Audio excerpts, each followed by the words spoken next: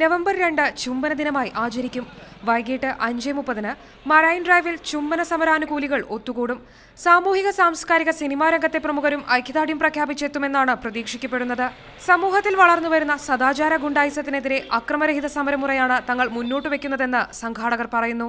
ഒരു ക്രിമിനൽ അല്ലെന്നുണ്ടെങ്കിൽ ഒരു ഇല്ലീഗൽ സമരമുറയല്ല ഞങ്ങളുടെ, ഒരു വയലൻസുമല്ല ഉദ്ദേശം. സ്നേഹം പ്രകടിപ്പിക്കുക, ചുംബനം ആണ് ഞങ്ങളുടെ സമരമുറ. എന്നാൽ ഇത്തരം സമരമുറകൾ അംഗീകരിക്കാനാവില്ലെന്ന നിലപാടുമായി മുന്നോട്ട് വന്നവരും നിരവധിയാണ്. രൂക്ഷമായ ഭാഷയിലാണ് കൊച്ചി മേയർ ടോണി ചെമ്മണി ഇതിനെതിരെ പ്രതികരിച്ചത്.